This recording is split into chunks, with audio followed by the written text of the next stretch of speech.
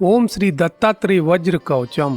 भगवान श्री दत्तात्रेय जो श्री ब्रह्मा, विष्णु और महेश इन तीनों देवों के संयुक्त दिव्य त्रिदेव स्वरूप हैं, वे महर्षि अत्रि और उनकी धर्म पत्नी परम पतिव्रता माता अनसुईया के पुत्र हैं। भगवान दत्तात्रेय ने अपने भक्तों की रक्षा के लिए यह अत्यंत रहस्यमय और प्रभावशाली वज्र कवच प्रदान किया है। यह कवच न केवल शारीरिक, मानसिक और आध्यात्मिक कष्टों से रक्षा करता है, बल्कि साधक को बल, बुद्धि, आयु, यश तथा अनंत मोक्ष की प्राप्ति भी कराता है। जो साधक श्रद्धा और एकाग्र चित्त से इस वज्र कवच का पाठ या श्रवण करता है, वह सभी भय, रोग, बाधा और शत्रुओं से सुरक्षित होकर भगवान दत्तात्रेय की कृपा का अधिकारी बनता है। आइए श्रद्धा पूर्वक श्री दत्तात्रेय वज्र कवच स्तोत्र का पाठ प्रारंभ करें। प्रेम से बोलिए श्री दत्तात्रेय भगवान की जय। ऋषियों ने कहा, हे वेद व्यास जी, कलयुग में संकल्पों की सिद्धि किस प्रकार होती है और धर्म, अर्थ, काम तथा मोक्ष इन पुरुषार्थों की प्राप्ति का क्या साधन बताया गया है। श्री वेद व्यास जी ने कहा, हे समस्त ऋषियों, आप सब सुने। मैं शीघ्र ही संकल्प की सिद्धि करने वाला उपाय कहता हूँ, जो एक बार उच्चारण करने मात्र से भोग और मोक्ष देने वाला है। हिमालय के गौरी शिखर पर कल्प वृक्षों से शोभित दीप्तिमान दिव्य महान रत्नों और स्वर्णमय मंडप के मध्य स्थित रत्नमय सिंहासन पर आसीन प्रसन्न परमेश्वर, मंद मुस्कान युक्त मुख कमल वाले भगवान शंकर से माता पार्वती ने कहा, हे देवों के देव, हे महादेव, लोकों का कल्याण करने वाले भगवान शंकर, मंत्रों के सभी समूह और यंत्रों के समस्त भेद मैंने आपसे ही सुने हैं तथा अनेक तंत्रों के समूह भी मैंने आपसे ही सुने हैं। अब मैं विशेष रूप से पृथ्वी तल को देखना चाहती हूँ। माँ पार्वती के इस प्रकार कहे हुए विनय पूर्ण वचन को सुनकर परमेश्वर शंकर ने हाथ से उन्हें सहलाकर संतोष पूर्वक उनसे कहा, अब मैं तुम्हारे साथ वृषभ पर आरूढ़ होकर जाता हूँ। ऐसा कहकर भगवान शंकर पार्वती जी के साथ वृषभ पर आरूढ़ होकर पृथ्वी मंडल को देखने के लिए गए और गौरी जी को विविध आश्चर्यजनक दृश्य दिखाते हुए वहां विचरण करने लगे। भगवान शंकर पार्वती जी के साथ पृथ्वी का भ्रमण करते हुए विंध्याचल के अत्यंत दुर्गम वन में पहुँचे।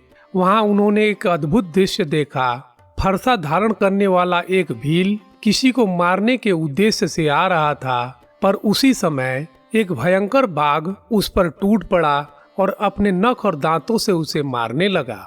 आश्चर्य की बात यह थी कि वह भील अत्यंत विचित्र आचरण वाला था। उसका शरीर वज्र के समान कठोर था और वह बिना किसी प्रयत्न, बिना कष्ट और बिना थके हुए सुखपूर्वक निश्चिंत खड़ा था। फिर उन्होंने एक और भी आश्चर्यजनक दृश्य देखा। एक हिरण भाग रहा था और उसे देखकर वही बाघ स्वयं भय के कारण भागने लगा। यह सब आश्चर्य देखकर पार्वती जी ने शंकर जी से कहा, हे शंभो, इस अद्भुत दृश्य को देखिए, यह क्या आश्चर्य है। तब पुराणों के ज्ञाता भगवान शंकर ने उस दृश्य को देखकर कहा, हे गौरी, मैं तुम्हें एक ऐसा आश्चर्य बताता हूँ जो मन और वाणी की पहुँच से परे है। ऐसा हमने पहले कभी कहीं नहीं देखा। अब मैं तुम्हें इसे संक्षेप में समझाता हूँ, ध्यान से सुनो। यह दूरश्रवा नाम का एक भील है जो अत्यंत धर्मात्मा है। यह प्रतिदिन वन में जाकर परिश्रम पूर्वक समिधा, कुश, पुष्प तथा कंद मूल फल आदि एकत्र करता है और पहले उन्हें मुनि श्रेष्ठों को अर्पित करता है। स्वयं कुछ भी नहीं चाहता। वे सभी मुनिजन भी उस पर कृपा करते हैं। वहीं दलादन नाम के एक महायोगी अपने आश्रम में निवास करते थे। एक दिन उन्होंने स्मरण करने वाले के पास तत्काल पहुंचने वाले सिद्ध दिगंबर भगवान दत्तात्रेय की परीक्षा करने के लिए उनका स्मरण किया। स्मरण करते ही वे उसी क्षण वहां प्रकट हो गए। उन्हें देखकर आश्चर्य और हर्ष से युक्त महर्षि दलादन ने सामने बैठे हुए भगवान दत्तात्रेय का पूजन करके उनसे कहा, हे महामुने दत्तात्रेय, हे भगवान, मेरे द्वारा स्मरण किए जाने पर आप यहाँ आ पहुँचे हैं। आप स्मरण करने वाले के पास आ जाते हैं। इस प्रसिद्ध बात की परीक्षा करने के लिए मैंने आपको स्मरण किया था। आज मेरे द्वारा स्मरण किए जाने पर आप आ गए हैं। मेरे इस अपराध को आप क्षमा कीजिए। इस पर भगवान दत्तात्रेय ने दलादन मुनि से कहा, मेरा स्वभाव ही ऐसा है कि जो कोई मुझे अनन्य चित्त से स्मरण करता है, चाहे वह भक्ति से करे या अभक्ति से, उसी समय मैं उसके पास पहुंचकर उसे उसकी अभिलषित वस्तु दे देता हूँ। फिर भगवान दत्तात्रेय ने दलादन मुनि श्रेष्ठ से कहा, तुम जो कुछ चाहो वही वर मांगो, क्योंकि तुम्हारे द्वारा स्मरण किए जाने पर ही मैं यहाँ आया हूँ। श्री दत्तात्रेय जी ने मुनि से कहा, मेरे पास वज्र कवच है, इसे ग्रहण करो। तब दलादन मुनि ने सहर्ष स्वीकृति दी। इस प्रकार स्वीकार करने पर दलादन मुनि को भगवान दत्तात्रेय ने ऋषि, छंद आदि का विधान पहले बताकर अपना वज्र कवच तथा उसके न्यास, ध्यान, फल और संपूर्ण प्रयोजन सहित उपदेश किया। विनियोग। ओम अस्य श्री दत्तात्रेय वज्र कवच स्तोत्र मंत्रस्य किरात रूपी महारुद्र ऋषि अनुष्टुप छंदः श्री दत्तात्रेयो देवता द्राम बीजम आम शक्ति क्रौम कीलकम ओम आत्मने नमः ओम द्रीम मनसे नमः ओम आम द्रीम श्रीम सौः ओम क्लाम क्लूम क्लैम क्लौम क्लः श्री दत्तात्रेय प्रसाद सिद्ध्यर्थे जपे विनियोगः। करन्यास। ओम द्राम अंगुष्ठाभ्याम नमः ओम द्रीम तर्जनीभ्याम नमः ओम द्रुम मध्यमाभ्याम नमः ओम द्रैम अनामिकाभ्याम नमः ओम द्रौम कनिष्ठिकाभ्याम नमः ओम द्रह करतल कर पृष्ठाभ्याम नमः। हृदयादि न्यास। ओम द्राम हृदयाय नमः ओम द्रीम शीर्षे स्वाहा ओम दुम शिखाय वसट ओम हैम कवचाय हुम ओम द्रौम नेत्रत्रयाय वौषट ओम द्रह अस्त्राय फट ओम भूर्भुवः स्वरोम। ऐसा कहकर चुटकी बजाते हुए भूत प्रेतों से अपने स्थान तथा शरीर की रक्षा के लिए दिग्बंध करना चाहिए। अथ ध्यानम। जगत के अंकुर के मूल कारण सच्चिदानंद स्वरूप, योगियों में श्रेष्ठ चंद्र स्वरूप परमात्मा श्री दत्तात्रेय को नमस्कार है। कभी वे योगी के समान दिखाई देते हैं, कभी भोगी के समान, कभी पिशाच के समान नग्न रूप में रहते हैं। वे साक्षात भगवान हरि श्री दत्तात्रेय हैं, जो भोग और मोक्ष दोनों प्रदान करने वाले हैं। वे कभी वाराणसी में स्नान करने वाले के समान, कभी कोल्हापुर में जप करने वाले के समान, कभी माहुरी नगर में भिक्षा ग्रहण करने वाले के समान तथा कभी सहज पर्वत पर दिगंबर रूप में शयन करने वाले के समान दिखाई देते हैं। वे इंद्र नीलमणि के समान नील वर्ण वाले, चंद्रकांत मणि के समान कांति युक्त, वैदुर्य मणि के समान दीप्ति युक्त तथा किंचित हिलती हुई जटाओं को धारण करने वाले हैं। वे चिकनी श्वेत आभा से युक्त नेत्रों वाले, अत्यंत नील वर्ण की पुतली वाले, भौहों, वक्षस्थल और दाढ़ी में नील वर्ण के चिन्ह वाले तथा चंद्रमा के समान मुखमंडल वाले हैं। वे अपने हास्य छटा से हिम को भी पराजित करने वाले, कंठ से शंख को भी लज्जित करने वाले, मांसल कंधों वाले, दीर्घ भुजाओं वाले तथा उनके हाथ नवीन पत्तों से भी अधिक कोमल हैं। वे विशाल और पुष्ट वक्षस्थल वाले, ताम्र वर्ण के समान लालिमा युक्त हाथों वाले, सुंदर एवं भरे हुए उदर वाले, विशाल एवं सुडौल श्रोणी वाले तथा विशाल जंघाओं वाले सुदृढ़ देहधारी हैं। वे रक्त कमल के समान सुंदर चरणों वाले, चर्म का वस्त्र धारण करने वाले योगी हैं, जो स्मरण करने वाले के पास क्षण क्षण में पहुंच जाने वाले हैं। वे ज्ञान का उपदेश देने में निरत, विपत्तियों का नाश करने के लिए दीक्षित, सिद्धासन पर आसीन, सीधा शरीर धारण किए हुए तथा मुस्कुराते हुए मुख वाले हैं। वे बाएं हाथ से वरदान देने वाले और दाएं हाथ से अभय प्रदान करने वाले हैं। कभी वे बालकों, उन्मत्तों तथा पिशाचों के समान रूपों से युक्त होकर परीक्षा देने वाले प्रतीत होते हैं। वे त्यागी, भोगी और महायोगी हैं। नित्य आनंद स्वरूप तथा निर्लेप अर्थात माया से रहित हैं। वे सर्वरूप अर्थात सभी रूपों वाले, सबको देने वाले हैं, सर्वत्र व्याप्त हैं तथा सभी कामनाओं को पूर्ण करने वाले हैं। वे संपूर्ण शरीर में भस्म से लेपित हैं, महापापों का नाश करने वाले हैं, भोग देने वाले हैं, मोक्ष प्रदान करने वाले हैं तथा जीवन मुक्त हैं। इसमें कोई संशय नहीं है। इस प्रकार अनन्य चित्त होकर सर्वत्र मुझे ही देखते हुए जो मेरे वज्र कवच का पाठ करता है वह मेरे साथ ही विचरण करता है। वे दिगंबर हैं, भस्म से सुगंधित लेप धारण करने वाले हैं, चक्र, त्रिशूल, डमरू तथा गदा जैसे आयुधों से युक्त हैं, पद्मासन पर विराजमान, योगियों और मुनि श्रेष्ठों द्वारा वंदित हैं तथा दत्त नाम के नित्य स्मरण से सदा प्रसन्न होने वाले हैं। इसके पश्चात पंचोपचारों से उनका पूजन करके ओम द्राम इस मंत्र का 108 बार जप करना चाहिए। तदनंतर कवच का पाठ करना चाहिए। अथ कवचम। सहस्त्र कमलों में स्थित भगवान श्री दत्तात्रेय मेरे सिर की रक्षा करें। चंद्र मंडल के मध्य में स्थित माता अनसुईया के पुत्र मेरे ललाट की रक्षा करें। मन से व्याप्त स्वरूप वाले तथा हम और छम बीजों से युक्त द्विदल पद्म में स्थित मेरे कुर्च अर्थात भौहों के बीच रक्षा करें। ज्योति स्वरूप मेरी आंखों की रक्षा करें तथा शब्द स्वरूप मेरे कानों की रक्षा करें। गंध स्वरूप मेरी नासिका की रक्षा करें।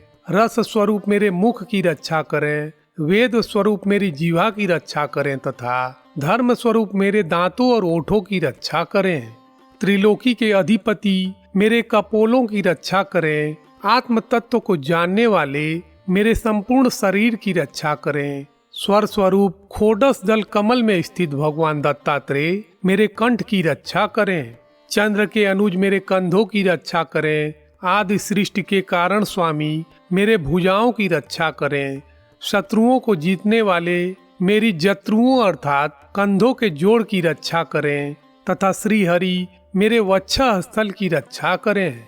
कौ से लेकर ठ तक 12 दल वाले कमल में स्थित प्राण स्वरूप मेरे हृदय की रक्षा करें। योगियों के ईश्वर हृदय में स्थित होकर मेरे हृदय की रक्षा करें। हरि जो पार्श्व अर्थात दाएं बाएं में स्थित हैं और स्मरण करने पर पास रहने वाले हैं, वे पास रहकर मेरी रक्षा करें। हठ योग आदि योगों के ज्ञाता और कृपा के निधि मेरी कुक्षी अर्थात उदर की रक्षा करें। ड से फ तक 10 दल वाले कमल में स्थित नाभि स्थान की रक्षा करें। अग्नि तत्व स्वरूप नाभि की रक्षा करें। अग्नि तत्वमय योगी मणिपुर चक्र की रक्षा करें तथा जो कटि में स्थित संपूर्ण ब्रह्मांड स्वरूप वासुदेव हैं, वे कटि प्रदेश की रक्षा करें। ब से ल तक 6 दल वाले कमल में स्थित जल तत्वमय योगी मेरे स्वाधिष्ठान चक्र की रक्षा करें। सिद्धासन पर आसीन सिद्धेश्वर मेरे उर्वों की रक्षा करें। व से स तक 4 दल वाले कमल में स्थित पृथ्वी स्वरूप मेरे मूलाधार की रक्षा करें। जो वीर्य का निग्रह करने वाले हैं, वे अपने कर कमलों को जानुओं पर रखकर मेरी सर्वतो भावेन रक्षा करें। अवधूत स्वरूप इंद्र मेरे जंघाओं की रक्षा करें। तीर्थों को पवित्र करने वाले मेरे पैरों की रक्षा करें। सर्वात्मा मेरे संपूर्ण शरीर की रक्षा करें तथा केशव मेरे रोमों की रक्षा करें। चर्मांबरधारी मेरी त्वचा की रक्षा करें। भक्ति प्रिय मेरे रक्त की रक्षा करें। मांस को पोषित करने वाले मेरे मांस की रक्षा करें तथा मज्जा स्वरूप मेरी मज्जा की रक्षा करें। स्थिर बुद्धि वाले मेरी अस्थियों की रक्षा करें। सृष्टिकर्ता वेधा मेरी मेधा अर्थात बुद्धि की रक्षा करें। सुख देने वाले मेरे शुक्र की रक्षा करें तथा दृढ़ स्वरूप वाले मेरे चित्त की रक्षा करें। ऋषि के स्वरूप मेरे मन, बुद्धि और अहंकार की रक्षा करें। ईश्वर मेरे कर्मेंद्रियों की रक्षा करें तथा अज अर्थात जन्म रहित मेरे ज्ञानेंद्रियों की रक्षा करें। सर्वश्रेष्ठ बंधु भगवान श्री दत्तात्रेय मेरे बंधुओं की रक्षा करें। भगवान शत्रुजीत शत्रुओं से मेरी रक्षा करें। भगवान शंकर मेरे घर, उद्यान, धन, खेत तथा पुत्र आदि की रक्षा करें। प्रकृति के ज्ञाता मेरी भार्या की रक्षा करें। धनुष धारण करने वाले पशु आदि की रक्षा करें। प्रधान तत्व को जानने वाले मेरे प्राणों की रक्षा करें तथा भास्कर मेरे भक्ष्य आदि की रक्षा करें। चंद्र स्वरूप मेरे सुख की रक्षा करें। पुरांतक दुख से मेरी रक्षा करें। पशुपति मेरे पशुओं की रक्षा करें तथा भूतेश्वरी मेरी संपत्ति की रक्षा करें। विषहर पूर्व दिशा में मेरी रक्षा करें। यज्ञ स्वरूप अग्निकोण में मेरी रक्षा करें। धर्म स्वरूप दक्षिण दिशा में मेरी रक्षा करें तथा सभी शत्रुओं का नाश करने वाले नैऋत्य कोण में मेरी रक्षा करें। वारुणी अर्थात पश्चिम दिशा में वराह स्वरूप मेरी रक्षा करें। वायव्य दिशा में प्राणदाता मेरी रक्षा करें। कौबेर अर्थात उत्तर दिशा में धनदाता मेरी रक्षा करें तथा ईशान दिशा में महागुरु मेरी रक्षा करें। ऊपर की दिशा में महासिद्ध मेरी रक्षा करें। नीचे की दिशा में जटाधारी मेरी रक्षा करें। जिस स्थान की रक्षा नहीं हो रही है उसकी रक्षा आदि मुनियों के ईश्वर करें। इस प्रकार कवच के अंत में माला लेकर मंत्र का जप करना चाहिए। इसके पश्चात हृदय आदि न्यास करना चाहिए। भगवान श्री दत्तात्रेय जी कहते हैं कि जो कोई मेरे इस वज्र कवच का पाठ करता है अथवा इसे सुनता है वह वज्र के समान शरीर वाला तथा दीर्घायु होता है। वह सुख दुख से रहित, त्यागी, भोगी और महायोगी होता है। उसके सभी संकल्प सिद्ध होते हैं तथा वह जीवन मुक्त अवस्था में स्थित रहता है। इस प्रकार कहकर दिगंबर योगी दत्तात्रेय जी अंतर्धान हो गए। दलादन मुनि भी उस कवच का जप करके जीवन मुक्त होकर स्थित हुए। उस समय दूरश्रवा नाम का भिल्ल उस कवच के उपदेश को सुन रहा था। वह भी केवल एक बार सुनने मात्र से वज्र के समान शरीर वाला हो गया। इस प्रकार भगवान शंकर के मुख से योगी दत्तात्रेय के इस संपूर्ण वज्र कवच को सुनकर श्री पार्वती जी ने पुनः कहा, हे प्रभु, इस कवच के महात्म को मुझे विस्तार पूर्वक बताइए। इसे कहाँ, किसके द्वारा और कब जप करना चाहिए, कौन सा मंत्र जप और किस प्रकार जप करना चाहिए। पार्वती जी के द्वारा विनीत भाव से पूछे जाने पर भगवान शंकर ने उन सभी प्रश्नों का उत्तर कहा। भगवान शिव ने कहा, हे पार्वती, तुम एकाग्र और निर्मल मन से सुनो।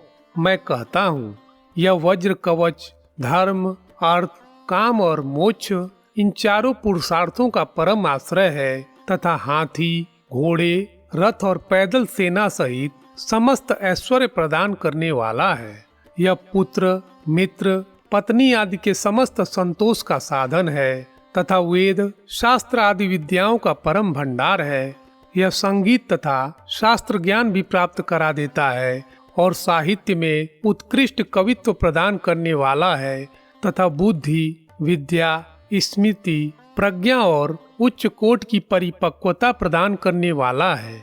यह सब प्रकार का संतोष प्रदान करने वाला और समस्त दुखों का निवारण करने वाला है। यह शीघ्र ही शत्रुओं का संहार करने वाला तथा यश और कीर्ति को बढ़ाने वाला है। यह 8 प्रकार के महारोग, 13 प्रकार के सन्निपात रोग, 96 प्रकार के नेत्र रोग, 20 प्रकार के मेह अर्थात मूत्र संबंधी रोग, 18 प्रकार के कुष्ठ, 8 प्रकार के गुल्म अर्थात उदर रोग, 80 प्रकार के वात रोग तथा 40 प्रकार के पित्त रोग, 20 प्रकार के कफ रोग, साथ ही क्षय रोग, चातुर्थिक ज्वर आदि रोग तथा मंत्र, यंत्र या कुप्रयोगों से उत्पन्न रोग और तांत्रिक प्रयोगों से बने हुए दोष, इन सब का यह कवच नाश करने वाला है। ब्रह्म, राक्षस, वेताल, कुष्मांड आदि ग्रहों से उत्पन्न दोष, संग अर्थात संपर्क से, स्थान और काल से उत्पन्न तथा त्रिविध तापों अर्थात अधिदैहिक, अधिदैविक तथा अधिभौतिक तापों से उत्पन्न सभी कष्टों का यह कवच नाश कर देता है। इस कवच का 1000 बार जप करने से 9 ग्रहों से उत्पन्न तथा महापापों से उत्पन्न सभी रोग निश्चय ही नष्ट हो जाते हैं। 10,000 बार जप करने मात्र से बांझ स्त्री भी पुत्रवती हो जाती है। 20,000 बार जप करने से अकाल मृत्यु पर विजय प्राप्त होती है। 30,000 बार जप करने से खेचरत्व अर्थात आकाश में गमन करने की सिद्धि प्राप्त होती है। 1,000 से लेकर 10,000 तक जप करने से सभी कार्य सिद्ध होते हैं। 1,00,000 बार जप करने से कार्य सिद्धि अवश्य ही हो जाती है, इसमें कोई संशय नहीं है। विष वृक्ष के मूल में दक्षिण मुख बैठकर जप करने वाला 1 महीने में शत्रु को इंद्रियों से रहित अशक्त कर देता है।